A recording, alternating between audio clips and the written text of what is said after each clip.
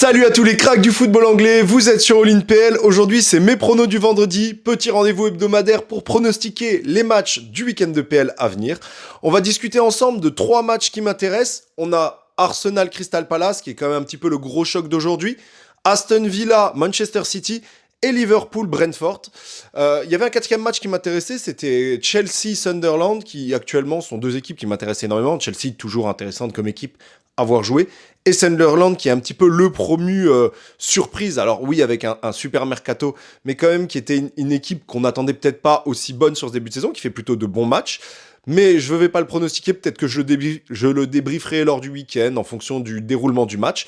Mais en attendant, on va garder les têtes d'affiche que sont Liverpool, Manchester City et Arsenal qui sont actuellement les 3 premiers au classement. Liverpool est ex-aequo que ce soit au goal average ou au nombre de points avec Bournemouth, mais on a nos 3 favoris, on sait que c'est à peu près entre ces 3-là que le titre va se jouer. Donc c'est une course au titre à distance actuellement, les 3 ne se rencontrent pas. Je crois que la prochaine rencontre c'est Manchester City-Liverpool d'ici 2 semaines, mi-novembre, quelque chose comme ça. Donc en attendant, c'est qui va gagner des points, qui va en perdre, qui va creuser l'écart ou qui au contraire va se rapprocher d'Arsenal qui est actuellement en tête. C'est un petit peu tout l'intérêt de ces matchs actuellement pour ces 3 équipes, et c'est pour ça qu'on va pronostiquer les 3 là. Intro, et c'est parti.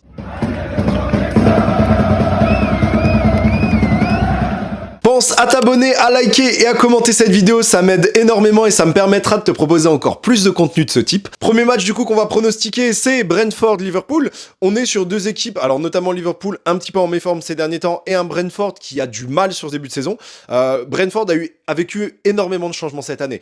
Entre le départ de Thomas Frank, les départs de Mbeumo, de Nordgaard qui était quand même leur capitaine, on a aussi Yohan Wissa qui est parti dans les dernières heures du mercato du côté de Newcastle, pardon.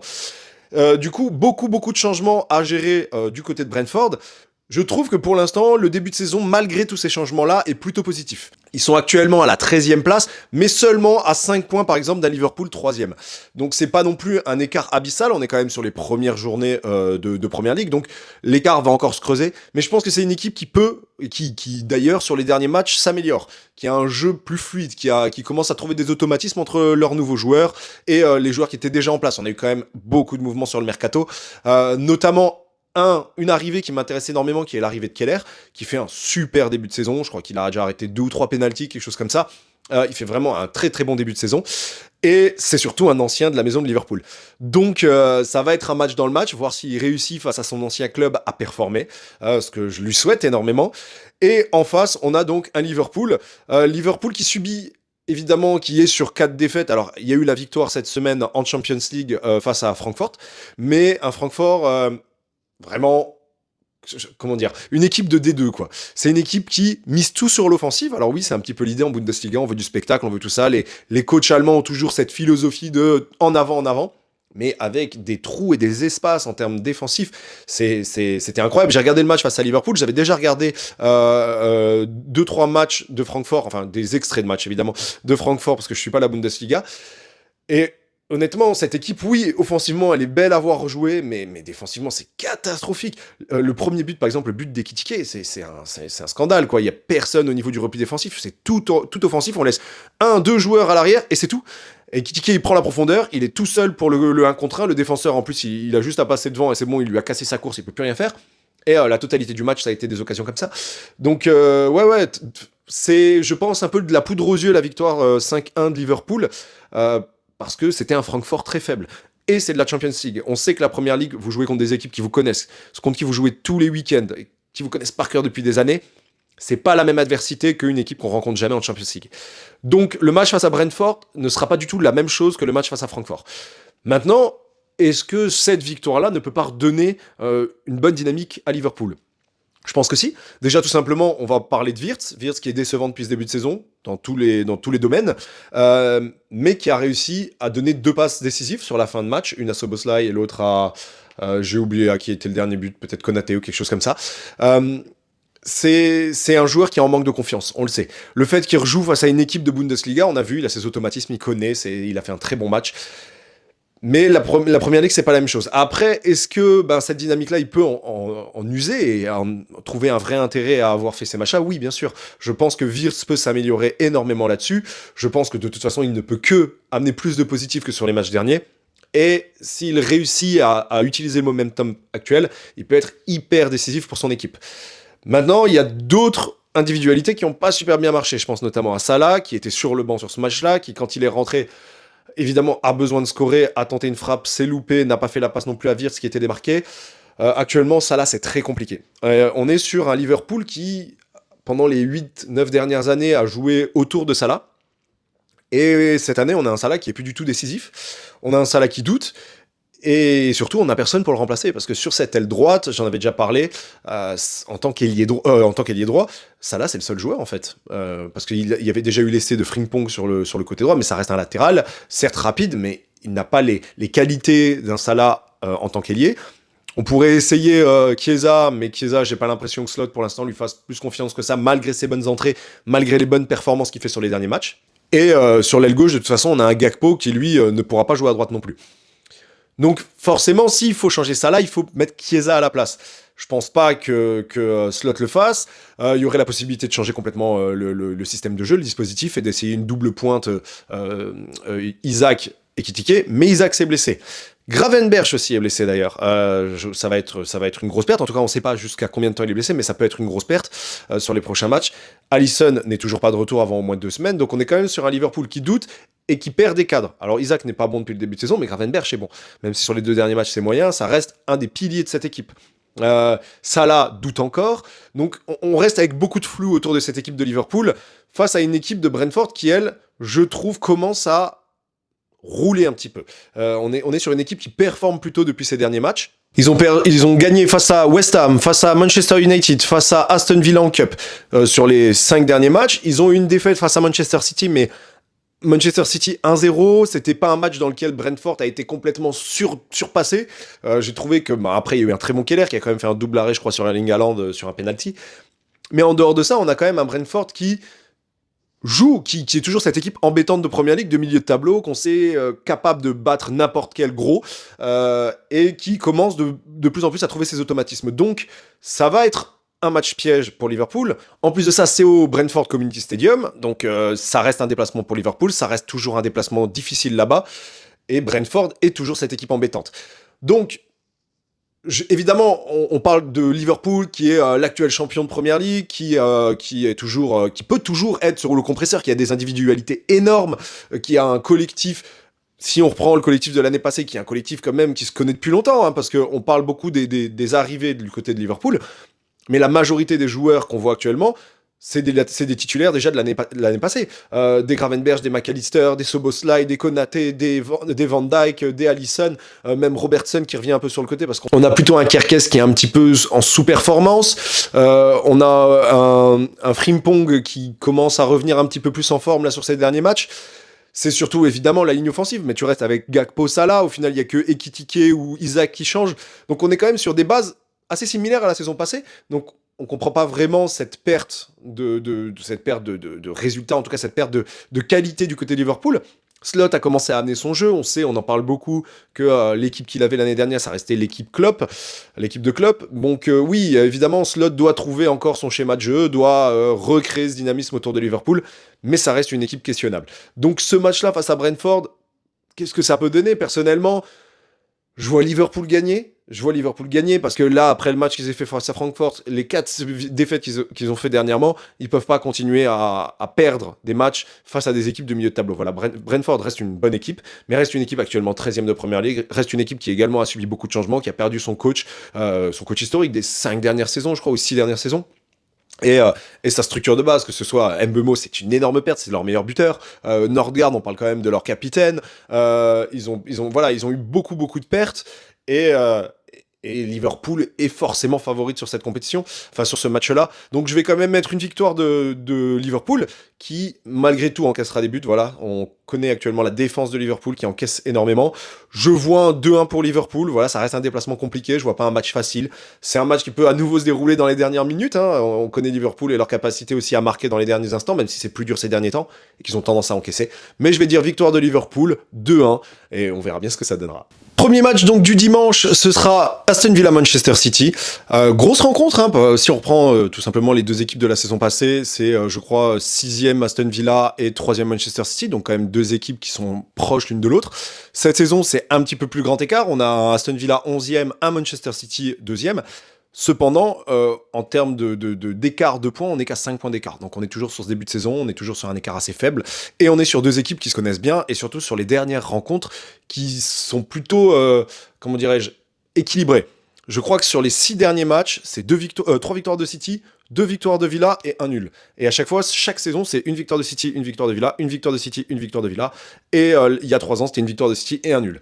Donc on est quand même sur des équipes qui, en général, chaque saison se valent, se battent l'une l'autre. Donc on est sur des matchs assez incertains. Et à chaque fois, ça a été à domicile, à l'extérieur. Pour les deux, il y a eu des victoires dans les deux cas. Donc on est quand même sur un match très ouvert, en tout cas où les probabilités de victoire pour une équipe comme pour l'autre est très ouverte. Et on est sur deux équipes qui sont plutôt sur une bonne dynamique. Manchester City, je crois que c'est 6 matchs sans défaite, 7 matchs sans défaite, là où ils en sont. Ils sont sur 3 victoires d'affilée en Première Ligue. Ils ont fait un match nul il y a 3 semaines face à Monaco en Champions League. Et sinon, le dernier match nul qu'ils aient fait, c'était face à Arsenal, qui était plutôt une grosse performance de leur part. Et bien sûr, le match référence de leur début de saison, qui était la victoire 3-0 face à United. En dehors de ça, on a sur un City quand même en reconstruction. Voilà, on le sait. On sait que le City de 2023, c'est fini, que la saison passée a été très difficile pour eux, que la perte de Rodri les a plombés et qu'actuellement, il est encore une fois blessé et incertain pour les prochains matchs. Mais on a une super individualité du côté de Manchester City, c'est Haaland. Voilà, le mec tient la baraque à lui tout seul, c'est affreux. Je crois que là actuellement ils en sont à 17 buts, c'est la meilleure attaque de Première Ligue, et que sur les 17 buts c'est 11 ou 12 buts de Haaland, je suis plus sûr. Mais je parle en Première Ligue évidemment, c'est plus de 20 buts, je crois, toutes compétitions confondues, 24, 25, quelque chose comme ça. Bref, le mec est sur actuellement des bases all-time, il est sur un record à aller chercher. Là, s'il continue sur la lancée sur laquelle il passera les 100 buts annuels, donc plus que le record de Lionel Messi. Mais donc on est vraiment sur un Haaland actuellement qui écrase tout. D'ailleurs, si vous jouez au football fantasy sur l'application Premier League, mettez-le. Toutes les semaines, il vous rapporte des points. On est sur un Haaland beaucoup trop fort sur ce début de saison. En plus de ça, il a récupéré l'un de ses compatriotes, c'est-à-dire Foden. Foden, vraiment, il remarche tout doucement sur l'eau. Il commence à reprendre un petit peu les bases d'il y a 2 saisons lorsqu'il était élu tout simplement meilleur joueur de l'année. On a un Reinders qui commence à trouver de bons automatismes. On a le retour de Cherki aussi, qui revient de blessure, qui a fait 2 entrées en fin de match qui ont été plutôt convaincantes. On a un Donnarumma, voilà, Donnarumma du Paris Saint-Germain de la saison passée. Voilà, vraiment, actuellement, il est impressionnant. Il est sur le dynamisme de sa deuxième partie de saison de la saison passée. Doku, lui, il allume la lumière, quoi. C'est le mec, c'est un cheat code, le mec. En gros, tu lui fais la passe, il accélère le jeu, il déboule sur le côté, il dribble toujours au moins un joueur et il crée des espaces. Pour Haaland, c'est tout ce qu'il demande, le mec. C'est un char d'assaut. Dès que tu l'envoies en profondeur, il casse des lignes, il bouge tout le monde et à chaque fois, ça finit en but. Donc actuellement, on est quand même sur un City qui est certes tenu par Haaland, mais qui retrouve un petit peu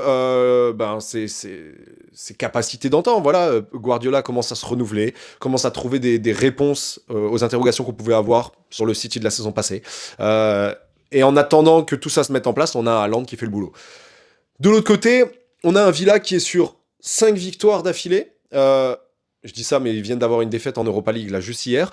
Mais avec une équipe bis, voilà, ils ont fait tourner énormément. Mais on est sur un Aston Villa qui est plutôt sur une très bonne dynamique, qui réceptionne à Villa Park, qui, on le sait, est toujours un déplacement très compliqué. Ils ont fait un dernier match face à Tottenham que j'ai trouvé très convaincant de leur part, avec un retour aux affaires d'un Rodgers que j'ai trouvé très bon.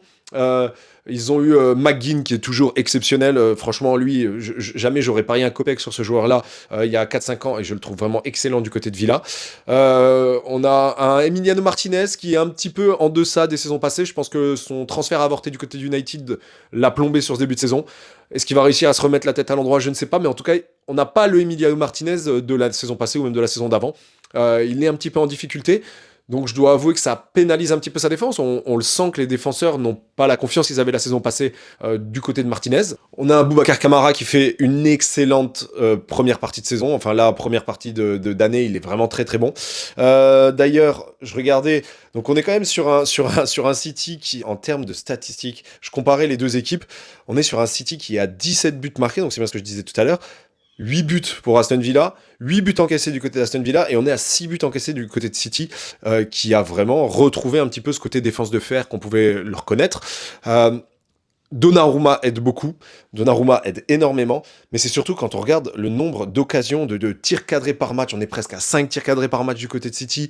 Au niveau des XG, c'est 3,4 par match de moyenne pour City, face à 1,4 pour Aston Villa, donc on est forcément sur une équipe rouleau compresseur du côté offensif avec City, face à une équipe, voilà, actuellement milieu de tableau, qui se recherche encore du côté de Villa, malgré le fait qu'ils n'aient pas eu tant de changements de ça dans leur effectif. On a un Oli Watkins qui est beaucoup moins impactant, ça c'est sûr. Il a du mal sur ce début de saison à marquer. De temps en temps, il y a même Unai Emery qui préfère Daniel Malen à Oli Watkins, qui pour l'instant fait pas un mauvais début de saison, mais voilà, on sent qu'ils n'ont pas encore trouvé les réponses à toutes leurs questions de ce côté-là. Donc évidemment, on est sur un City favori, mais ça peut être un déplacement piège. On l'a vu avec Tottenham qui plutôt fait un bon début de saison et qui s'est fait totalement manger, j'ai trouvé, par Aston Villa. Oui, ils ont réussi à marquer un but. Oui, le score au final n'est pas un gouffre, mais j'ai trouvé que dans le jeu, Aston Villa a été beaucoup plus décisif, a été beaucoup plus dangereux. On crée beaucoup plus d'occasions qui auraient pu amener un but que Tottenham. Et c'est pour ça que je pense que ça peut être un match piège. Mais évidemment, City est favori sur ce match-là. On a de toute façon aussi, on a Haaland de son côté, on est favori. Donc là, je leur mettrai, je pense, un bon 3, enfin du coup, 1 pour Aston Villa, 3 pour City. Ça reste une équipe qui encaisse quand même quelques buts. 6 buts en 8 matchs, bah, c'est pas rien en Première Ligue. Donc je pense qu'ils peuvent encore encaisser un but. On a quand même si les joueurs reprennent un petit peu du côté de Villa, ce qu'on a pu voir lors du match face à Tottenham, c'est-à-dire un Rodgers plutôt avancé, qui propose énormément, qui n'est pas maladroit avec ses pieds comme il a pu être sur ce début de saison, et un McGinn qui abat du travail, qui court non-stop. Voilà, on est quand même sur une équipe qui peut poser des problèmes à City, qui va sûrement leur poser des problèmes, mais je vois quand même un City supérieur, donc 3-1 pour City, je pense que c'est un score qui a le plus de chances d'arriver. Troisième et dernier match de ce week-end de Première Ligue, ce sera évidemment Arsenal-Crystal Palace, un petit peu le choc. On est sur Arsenal, premier de ce championnat, sur un Crystal Palace qui est un petit peu l'équipe surprise après la bonne fin de saison dernière qu'ils avaient fait avec leur victoire en FA Cup et en ce début d'année en Community Shield. Et on est sur sur un match qui peut tout simplement faire basculer un petit peu ce championnat en fonction de ce que Crystal Palace vont proposer. C'est une équipe qui a posé des gros problèmes du côté de Liverpool, ils les avaient battus, mais dernièrement ils sont sur une dynamique un petit peu négative. Voilà, on est sur les 3 derniers matchs, c'est 2 défaites, 1 nul, notamment un nul face à Bournemouth, qui était un match incroyable. Si vous n'avez pas eu l'occasion de le voir, allez le voir. Ça s'est fini sur un 3-3, triplé de Mateta, qui a failli même mettre un quadruplé dans les dernières secondes, qui s'est loupé. Ça aurait donné la victoire à Crystal Palace, qui aurait été méritée, mais voilà, c'était un match exceptionnel. Mais on est sur un Crystal Palace qui propose énormément de jeux. Voilà, on est sur une équipe qui est très disciplinée. Qui arrive autant les transitions défensives que les transitions offensives à être pertinents. Ils ont en plus un Mateta au top de sa forme. Je crois que si je dis pas de bêtises, il a 7 buts, 8 buts depuis ce début de saison. Ça doit être quelque chose comme ça. Donc vraiment un Mateta au top de sa forme. Hein. Il a jamais fait ça. Je crois que c'est son début de saison en tout cas all-time. Sa première en plus sélection en équipe de France. Malgré les pertes, dernièrement, on avait eu le Olysée la saison dernière. On a eu en plus Eze cette saison. Ça reste un bloc qui n'a pas trop bougé, qui ont réussi à conserver Marc Guéhi, qui est tout simplement leur meilleur joueur défensif, qui n'est finalement pas parti du côté de Liverpool. Et on a gardé une ossature très solide. Donc ça reste une équipe dangereuse. Ça se passe à l'Emirates, donc évidemment, avantage à Arsenal. On sait qu'à domicile, ils sont quasiment imprenables. On est sur évidemment Arsenal, la meilleure équipe de ce début de saison, le plus gros effectif de cette première ligue. Je parle en termes quantitatifs et qualitatifs, c'est-à-dire que tous les postes sont doublés et de la meilleure des manières. On est quand même sur Arsenal qui perd lors du match face à l'Atlético Gabriel Magalhaes, qui est actuellement sûrement le meilleur joueur de l'équipe, qui est blessé, donc qui normalement ne devrait pas jouer ce match-là. On n'a pas encore eu la garantie qu'il ne la jouerait pas, mais c'est quasiment entendu. Donc ce serait remplacé soit par Hincapié, soit par Mosquera. Mosquera, on l'a déjà vu, c'est solide, donc il n'y a pas de problème. Hincapié, si ça vient à arriver, je pense pas que ce sera sur ce match-là, mais ça reste un joueur exceptionnel qui était très très bon du côté de Leverkusen.